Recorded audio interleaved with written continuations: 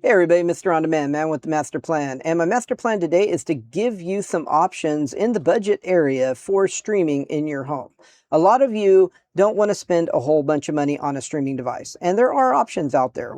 One of them that beats out the Fire Stick is this Android TV box. And I'm going to go over all the details on this Android TV box. I am going to have a link in the description to purchase it.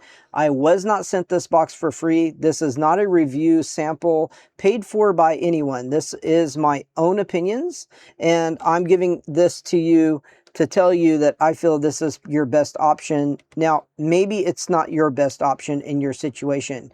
Every situation is different for different people. So watch the entire video to get all of the information so that you can decide for yourself what's the best option for you at your home with your TV and your equipment, and et cetera, et cetera. Because I'm going to talk about some situations why this wouldn't be a good option for you, and I'm going to give you situations why it would be. So let's go ahead and get started with this video, and I'll tell you all of that great information. So this TV box, first and foremost, it's a 16 gig storage box. It's a 4K box. This particular box has a few features that you don't get on the Fire Stick. In order to get a Fire Stick of this caliber, you're spending 50, 60 bucks. So at the end of the day, what you get on this box also is USB ports.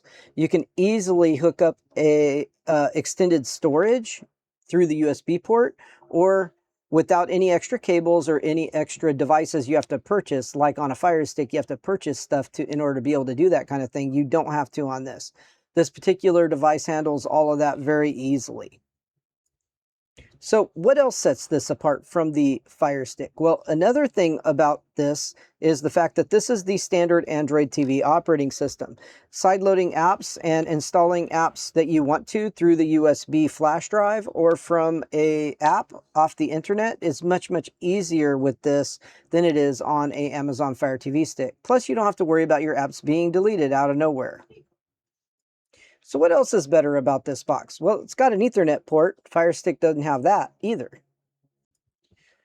All of the settings in this box are opened up, so you can do anything you want to with this box. You can actually load any launcher you want. Accessibility is free. You can take the remote control, which is a Bluetooth remote control and has voice capabilities. You can take that and you can actually go ahead and you can set up any launcher on this box and have the home button go do that brand new launcher. So you're fully flexible to customize this box in any way you see fit. Now, why would you not want this box? Well, if you have a really expensive high-end TV, you shouldn't really be putting a budget box on that TV. As a matter of fact, the TV might have an operating system and a device built into the smart features of it that are much, much more powerful than this. If you're interested in some of that information, I do have a video that's going to be coming out on my new TV that I bought recently with AI upscaling. And that's another thing. If you're running a high-end OLED 4K TV, you might want a better box that does AI upscaling, because at the end of the day, if you want the highest quality possible, then you're going to want this. If you've got an older TV that's 1080p or a non-smart TV of some sort that is older, this is a great option because it's a budget device. It will give you a really, really good capability on that older TV to give you all kinds of streaming options from whatever apps you might want to use. Now, this box isn't your premium $150, $100, even $100 box or a $200 box. It's not running your super high-end processor. It's not going to be stupid fast, and it's not going to be stupid slow either. It's just an entry-level budget device that will get the job done. There will be a little bit of lagginess here and there. Some people ask about the Wi-Fi on these. Now, this is dual Wi-Fi, 5 gigahertz and 2.4 gigahertz. Plenty fast enough to get the job done for your standard streaming options that you're going to be running with this box, because you're not going, I mean, let's face it, you're not going to be doing heavy duty streaming with a box like this. This is meant for budget TVs.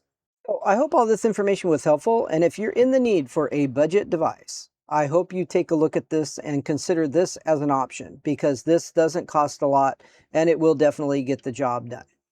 So if this video was helpful to you, leave a thumbs up. Tell me down below if I missed something, or if you have a question about this device that I forgot to mention in this video. I'll be happy to try to answer those questions in the comment section of this video. You guys have a wonderful day, and I'll see you in the next one. It's Mr. On Demand signing out.